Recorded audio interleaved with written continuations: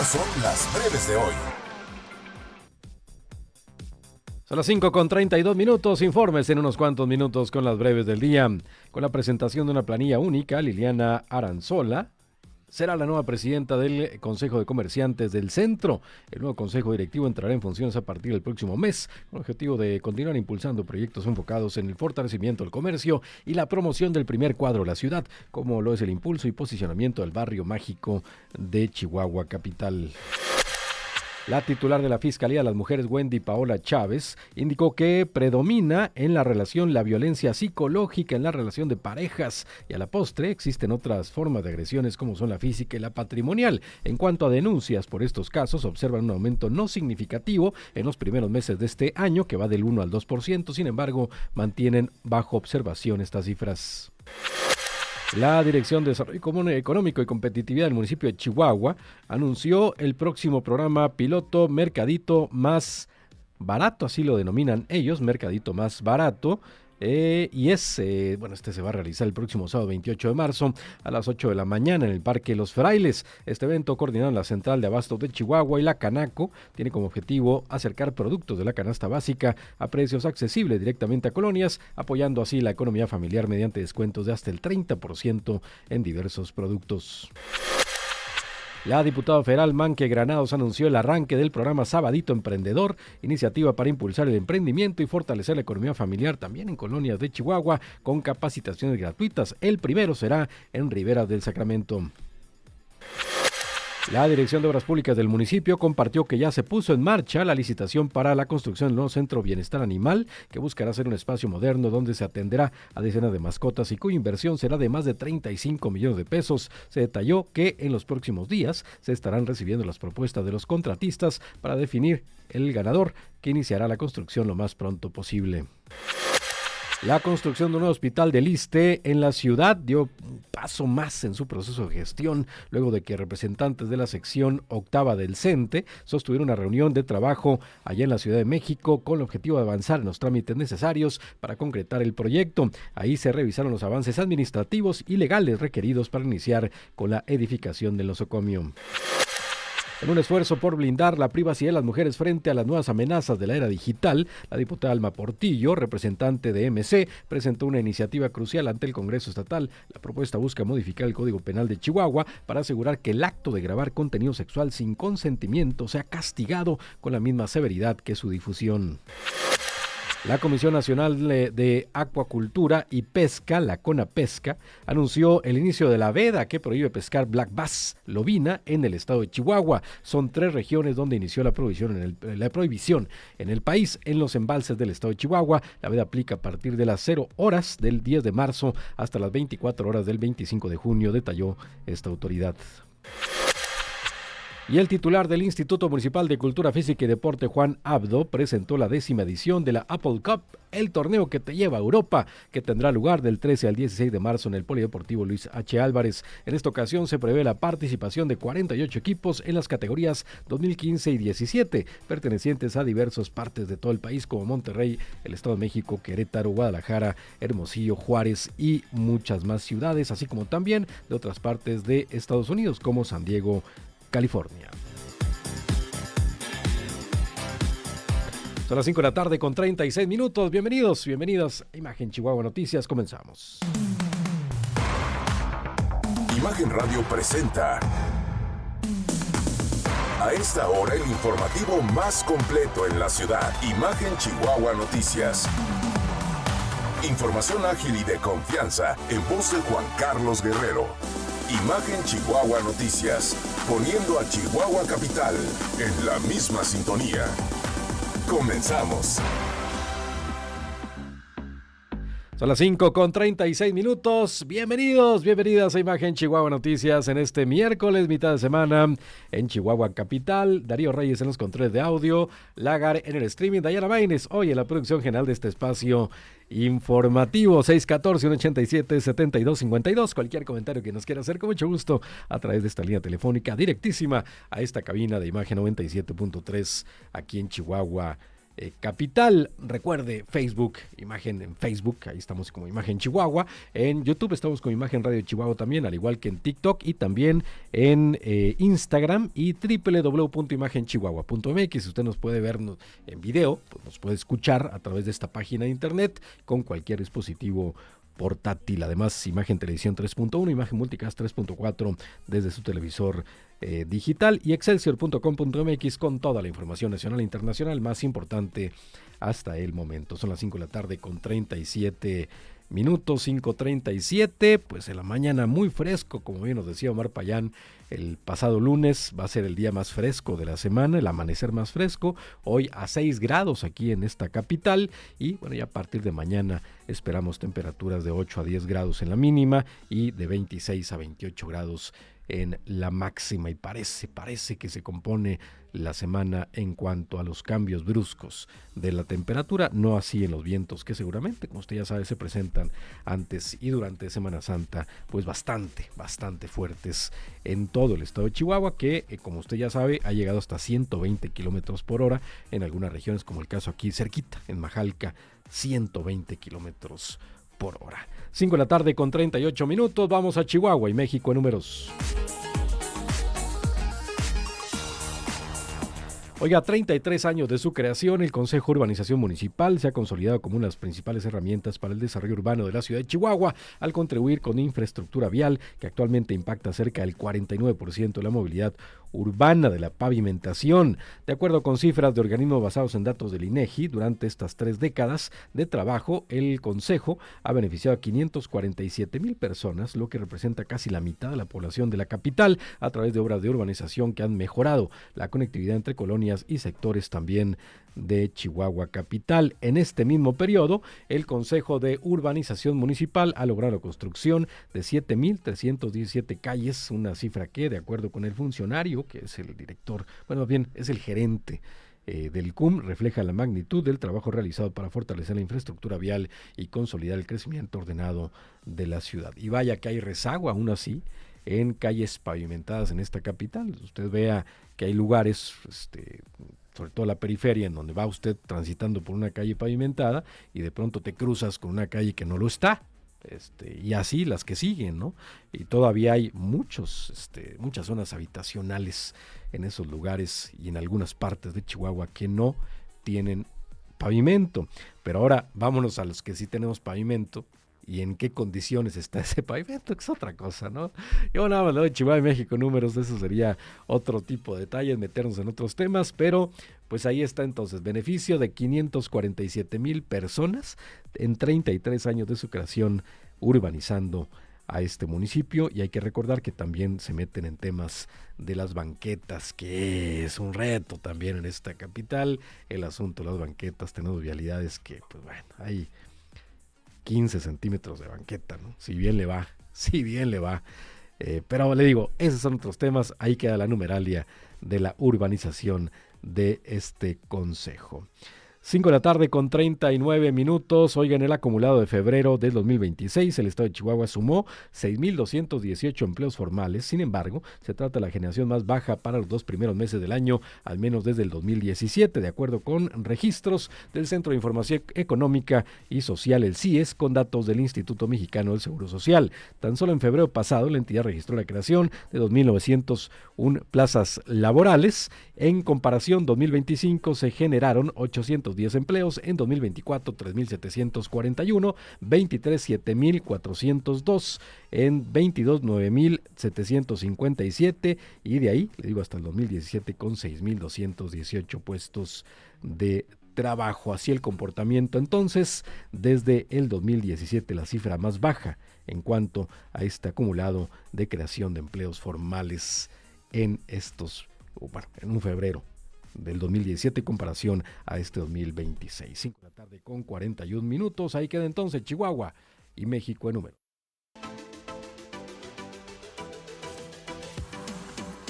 A las 5 de la tarde con 46 minutos, 614-187-7252. Tengo en esta cabina, me da mucho gusto recibirlo. No sé si por primera, ya te había tenido aquí Santiago La Peña, secretario general de gobierno. Claro. ¿Cómo estás, secretario? Muy bien. Pero como secretario había estado. Sí, claro, ya como secretario esta es la segunda vez. Sí. La primera vez que vine tuvimos una plática bien interesante. No sé si ya había entrado yo como secretario del ayuntamiento o estábamos claro, en claro. en la transición y tuvimos un tema ahí bien interesante sobre el city manager, ¿no te acuerdas? Claro, por Sí, supuesto. que quedó pendiente. Bueno, y va a quedar pendiente seguramente para mucho tiempo. Santiago, pues qué gracias por estar con nosotros. Oye, pues muchos temas que platicar, de los más importantes, por supuesto. Tú estás ahí en el gabinete de seguridad. ¿Cómo está la coordinación, Estado con Federación, municipios en el tema de seguridad? Fíjate que yo creo, siempre se ha hablado de la complicación que puede presentarse cuando hay dos partidos distintos en estos niveles de gobierno, que sería la Federación y el Estado. Y yo podré decirte que si bien es cierto que en el sexenio anterior de López Obrador hubo una relación compleja, una relación difícil de llevar por la forma en la que el gobierno federal planteaba su forma de relacionarse con el estado de Chihuahua. Te puedo decir también que hubo un gran cambio, un cambio radical a la llegada de la presidenta Claudia Sheinbaum. Y fíjate que aquí hay un antecedente bien interesante. La gobernadora y ella, cuando la hoy presidenta Sheinbaum era jefa de gobierno, por temas de abecedario siempre quedaban sentadas juntas en las reuniones de gobernadores. Entonces, creo que eso ayuda, ¿no? De entrada, además ambas son mujeres exitosas en la política y tal. Y entonces, ¿qué es lo que sucede? Además de que hay un cambio radical en el estilo, porque bueno, la presidenta es una mujer con grados de estudios muy relevantes, ¿no? Ella tiene un grado de doctorado y tal. La gobernadora es maestra en políticas públicas y creo que eso ayuda, ¿no? Todo abona, el que sean mujeres, su nivel educativo, y creo que todo ayuda, pero además creo que ambas lo han verbalizado de la siguiente manera: no hay que politizar la seguridad. Creo que varias áreas de gobierno podrían ser sujetas de una interpretación o de una visión más con una carga más ideológica, política. más política, pero creo que el tema de la seguridad, el acuerdo es no politicemos, y eso ha permitido que desde el inicio de esta administración federal, en la que ambas llevan esta buena relación que te describo, pues la coordinación y la colaboración de todas las fuerzas de seguridad, Sedena, Guardia Nacional, Fiscalía General de la República, con las fuerzas de seguridad del Estado, pues haya sido una coordinación bastante buena, muy por arriba del promedio, diría yo, y en Chihuahua estamos viendo resultados que no veíamos desde hace 10 años. Claro, hay grandes retos, la seguridad es un relojito al que hay que darle cuerda todo el tiempo, es muy dinámico, hoy podemos estar muy bien y mañana se nos descompone el cuadro y hay que ajustar la estrategia y todo esto, pero yo creo que esta buena coordinación, esta buena disposición a no politizar este tema entre ambas mandatarias, creo que ha dado buenos resultados para Chihuahua. Pero aún así hay lugares bastante rojos en el estado, secretario, como el caso de Aldama Ojinaga, como algunos casos de la Sierra Tarahumara, que si bien es cierto no se está politizando, pues tenemos que darles la atención debida, ¿no? Sí, fíjate que atención evidentemente se le da. Evidentemente hay una reacción de las fuerzas del Estado, y no nada más del Estado como gobierno del Estado, me refiero al Estado mexicano en su conjunto, y a eso me refiero cuando hay buena coordinación, cuando todos vamos a lo mismo, cuando todos nos sujetamos a la misma estrategia, pues los resultados se alcanzan de manera más rápida. ¿Qué es lo que le pasa al estado de Chihuahua? Somos el estado más grande de la República, somos un estado bien comunicado, a pesar de que algunas carreteras federales no han recibido el mantenimiento debido, pero somos también, un estado, pues bueno, la inversión no tiene comparación, ¿eh? No, yo sé que no alcanza para todo, pero también estatales. Pero bueno, más federales. Eso luego lo platicamos, pero bueno, es un estado en términos generales bien comunicado, y entonces eso hace que haya mucha presión de varios grupos de la delincuencia organizada que pretenden hacer de Chihuahua un lugar de paso.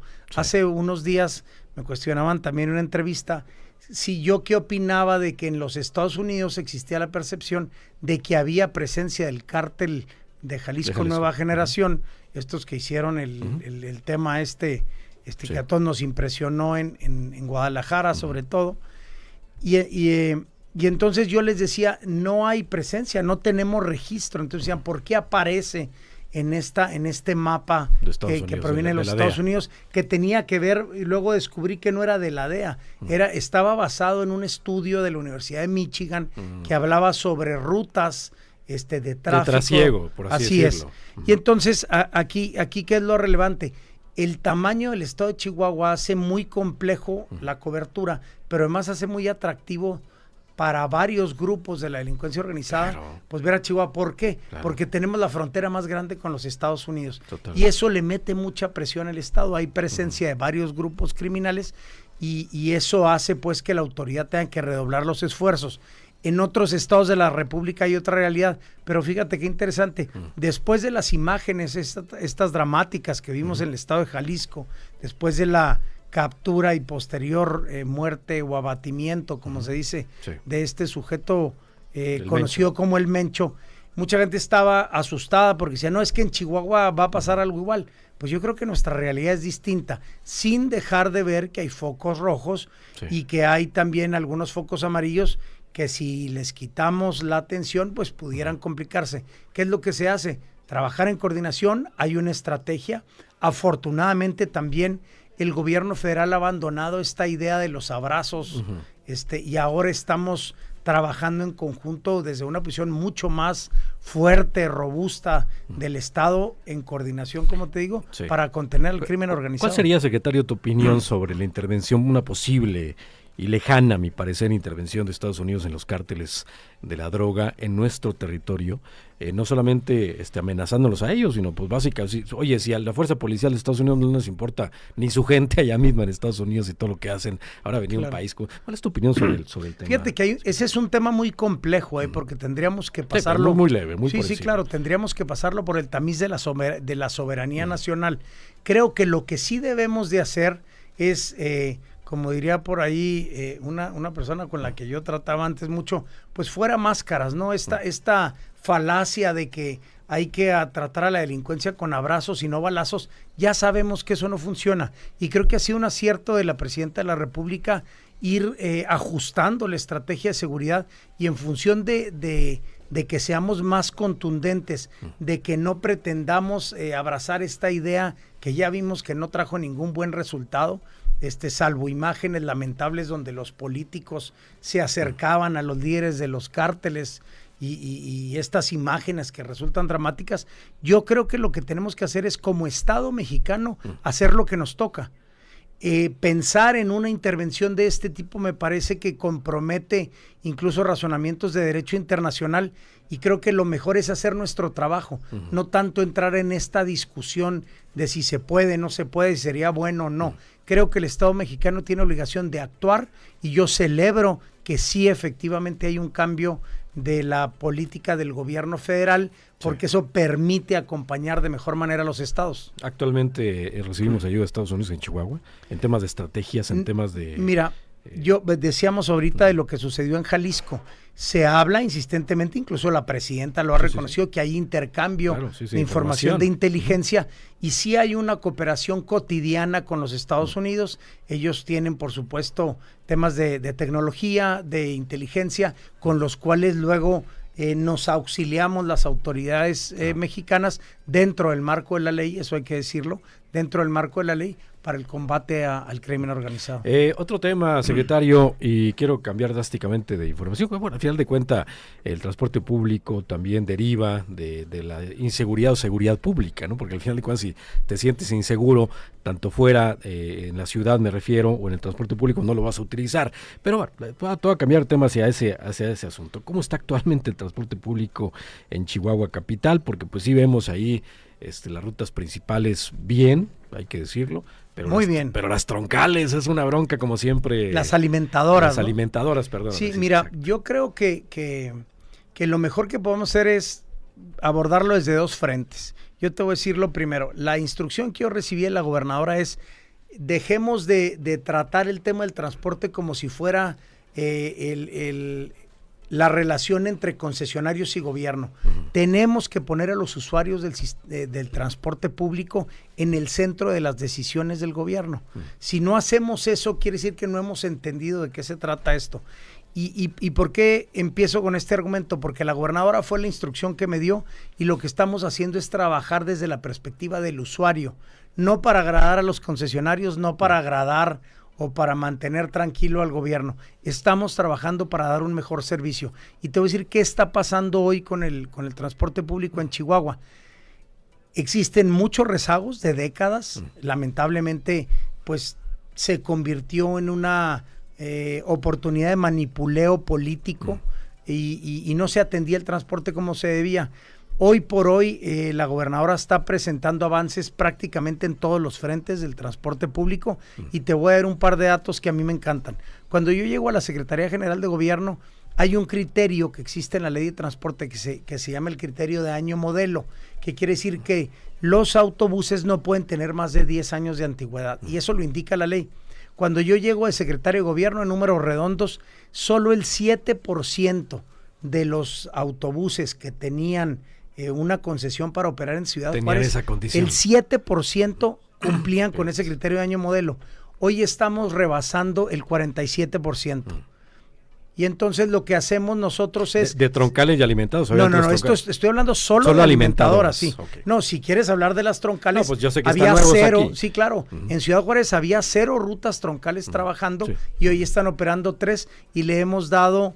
el servicio ha alcanzado a miles de juarenses que han validado más de 39 millones de veces, casi 40 millones de validaciones en el sistema. Quiere decir que el sistema ha recibido más de 40 millones de pasajeros en el acumulado de un poco más de un año y medio desde que lo pusimos en marcha. Entonces eso quiere decir que el sistema es bien aceptado, que era una necesidad latente, que para algunos no era tan evidente como para otros, pero el resultado ahí está. Oye, secretario, hay necesidad de más troncales en las ciudades. Sí, claro. Digo, no solamente es universidad no. y tecnológico. Imagínate que el plan de movilidad sobre el cual se sustenta el sistema BRT en la ciudad de Chihuahua y en Ciudad Juárez, dice que para la ciudad de Chihuahua requerimos 13 troncales y tenemos una.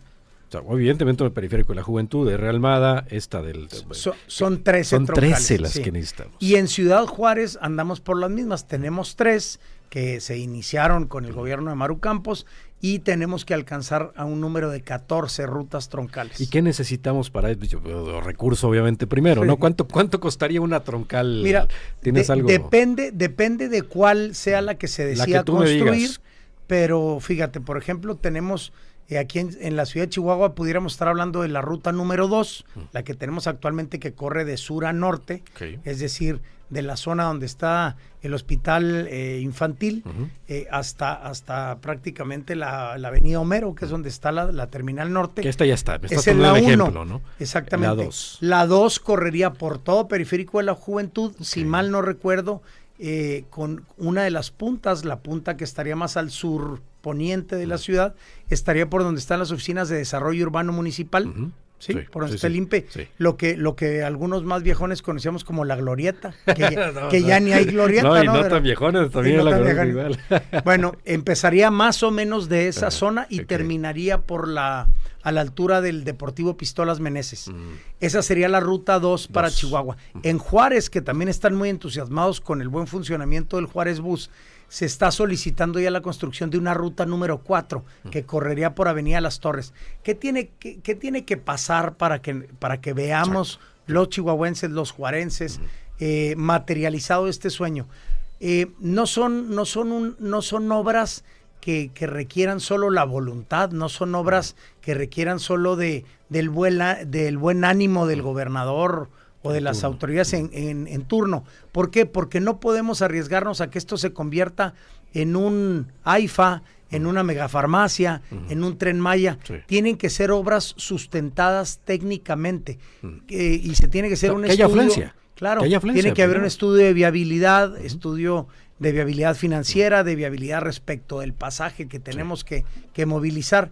y estos estudios técnicos nos llevan a tomar la decisión de cuál es la ruta que más conviene. ¿Y estamos en estudios técnicos o no empezamos todavía?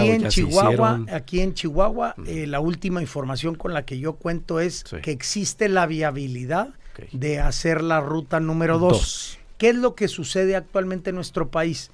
El gobierno federal ha invertido una gran cantidad de recursos en proyectos pues que no consideran al estado de Chihuahua, que no consideran al norte del país.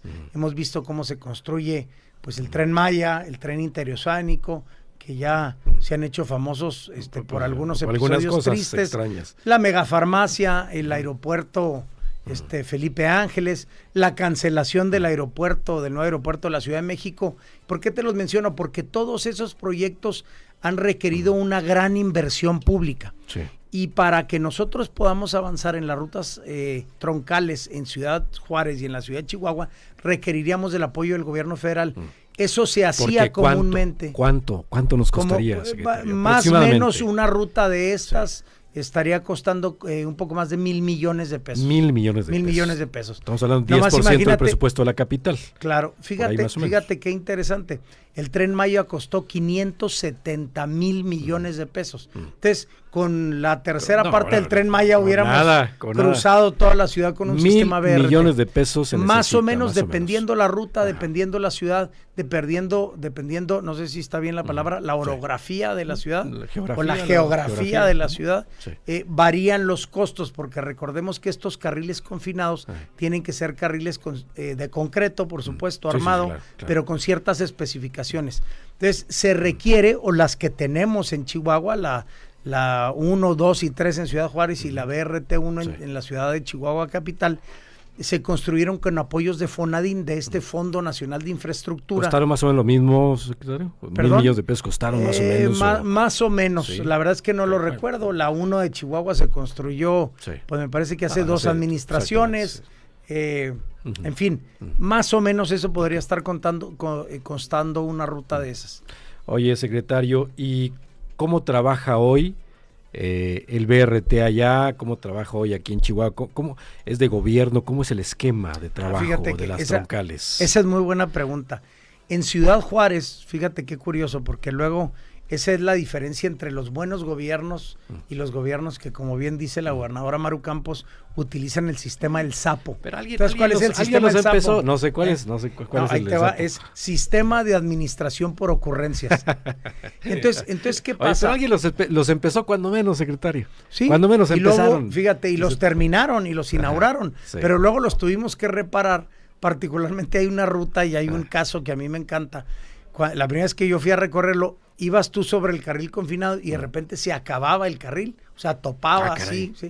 Y luego te tenías que salir y volverte a entroncar más adelante. Pues un error no creo que haya sido un error de diseño, fue un error de ejecución de la obra.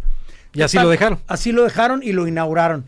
Pero ¿qué es lo que nos deja la administración anterior? Nos deja 3 rutas, una de ellas ya había tenido cierto tiempo de funcionamiento, que es la BRT 1 de Juárez, y de pronto el gobierno la fue abandonando y quebró la ruta. Entonces, ¿qué nos deja la administración anterior? Nos deja esa ruta quebrada, sin funcionar, y luego nos deja 2 rutas nuevas, mal ejecutadas en su obra civil, y hubo que invertir cerca de 200 millones de pesos para repararlas. Pero además de eso, fíjate qué curioso, no acabaron bien la obra, pero nos dejaron las concesiones para darle a 2 grupos empresariales. Nos dejan ya puestos en la mesa. Sí, claro, ya puestos en la mesa. Ándale. No acaban la chamba, pero ya andaban regalando concesiones. Oye, y es que te pregunto cómo operan, porque hay viabilidad de que se una iniciativa privada en este tipo de proyectos, secretario. Sí, pero fíjate, ¿bajo qué términos? Por eso te decía que es muy buena pregunta. Nosotros arrancamos en Juárez las 3 rutas, una de ellas operada por el gobierno a través de la empresa estatal denominada Operadora de Transporte, en su capítulo Juárez, y las otras 2 que estaban concesionadas a empresas privadas, pues han terminado por acreditar que la concesión no fue otorgada a quien realmente mostrara la capacidad para hacerla viable. Te pongo un ejemplo. El 1 de enero de este año, después de 2 años, de casi 2 años de estar funcionando, y después de 3 o 4 años de que les había sido otorgada la concesión, tuvimos nosotros que tomar el control de la operación en la ruta BRT2 porque el concesionario, pues en todo este tiempo no había comprado camiones, estaba operando con camiones propiedad del Estado, pero además lo estaba haciendo en un estándar de calidad muy por debajo de la ruta 1, que es la que operamos el gobierno.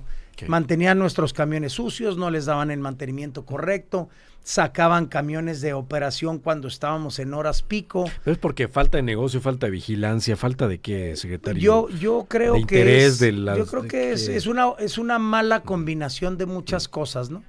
Yo creo que falta interés, acostumbrados a operar los negocios bajo otra lógica. Entonces lo que hicimos fue retirarle nuestros camiones, los camiones propiedad del gobierno del Estado, y entrar a operar directamente.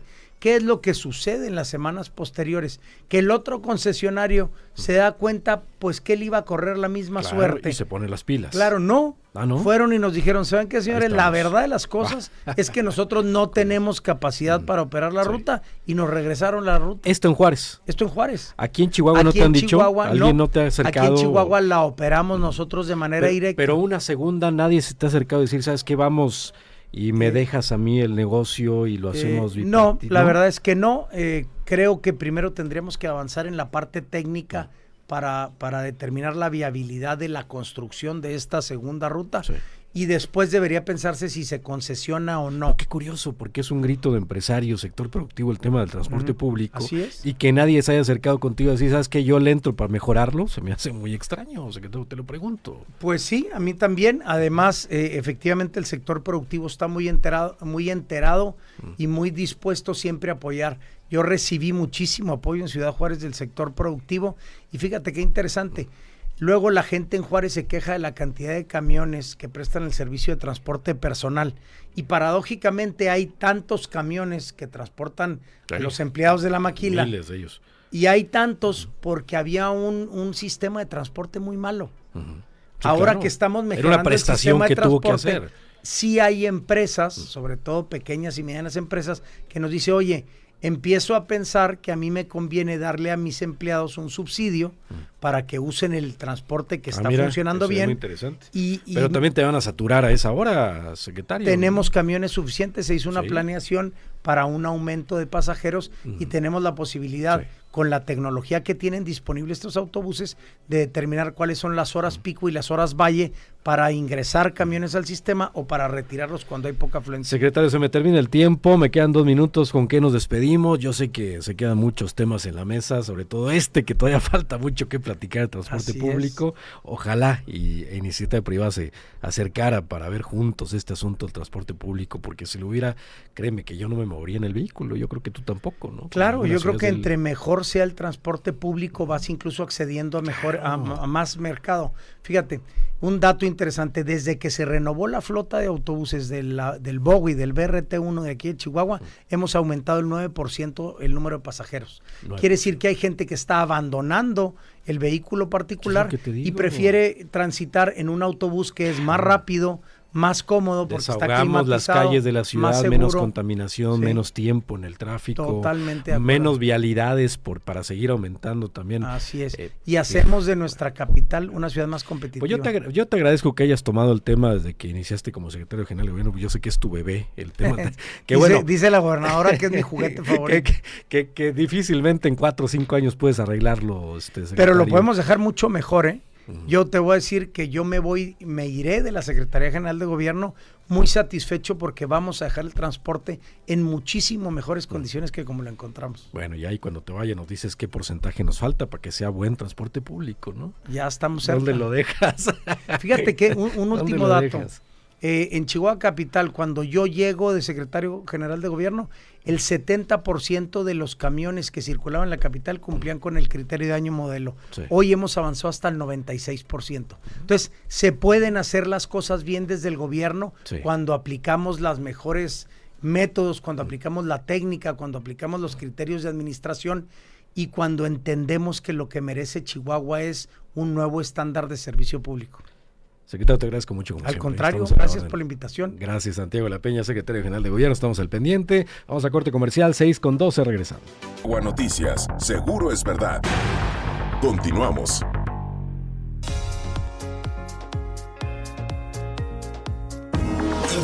más a detalle en la entrevista. 6 de la tarde con 17 minutos. Me acompaña Daniel Terrazas, director del CEMASC.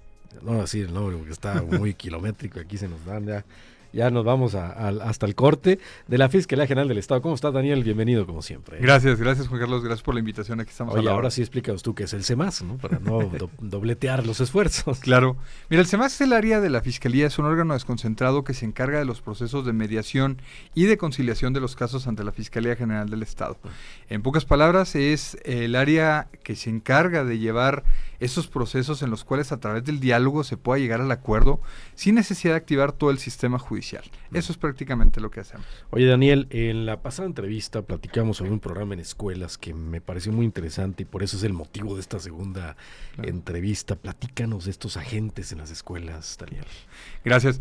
Fíjate que el fiscal general del Estado, el licenciado César Jauregui, nos pidió desde el año pasado que pudiéramos atender precisamente al entorno escolar. ¿Por qué? Porque hay que entender que el entorno escolar es un reflejo de lo que vivimos como sociedad. Claro, por supuesto.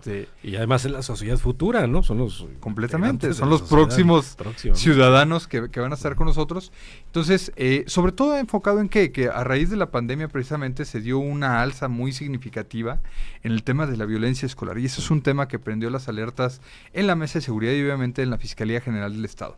Es derivado de lo anterior que nos pide que podamos atenderlo de manera integral. Entonces empezamos a crear un modelo de intervención donde precisamente vamos en conjunto la Agencia Estatal de Investigación a través del Grupo de Orientación Escolar Chihuahua, GOECHI, que es el área de prevención, se puede decir, dentro de la Agencia Estatal de Investigación, lo que es la Comisión Ejecutiva de Atención a Víctimas, que es quien se encarga de dar seguimiento a las víctimas directas o indirectas de cualquier tipo de delito, y lo que es el Centro Estatal de Mecanismos Alternativos, el CEMASC, que es el que nos toca dirigir. Sí. El modelo realmente lo que busca es acercar la justicia precisamente a la ciudadanía y buscar de una forma pacífica, de una forma, ahora sí que sin tanta burocracia, sin tanto problema, poder generar esta cultura de paz y sobre todo el resolver los conflictos. Sí. El modelo está basado en 3 etapas. La primera etapa es directamente con los maestros, la segunda etapa es con los alumnos y la última con los padres de familia. Porque hay que entender que el tema escolar se tiene que atender de manera integral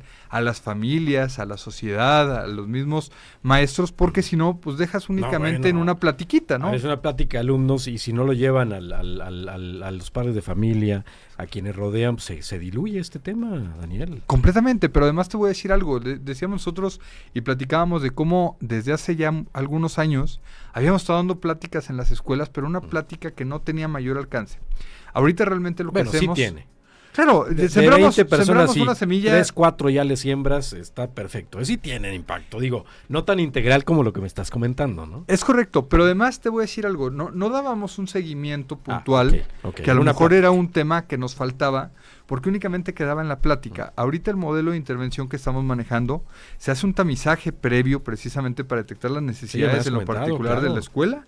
Se da en un sistema donde pedagógicamente se establece a través de los psicólogos, trabajadores sociales y abogados que tenemos en el Centro Estatal de Mecanismos, porque es multidisciplinario como se ejecuta precisamente este modelo de intervención. Y obviamente terminamos con los padres de familia, pero como último terminamos en un documento donde damos el diagnóstico precisamente a las escuelas de qué áreas de oportunidad detectamos nosotros. El test se los hacen obviamente a los alumnos. Sí, pero desde los maestros. Yo te voy a decir algo, estamos interviniendo desde el nivel de los maestros.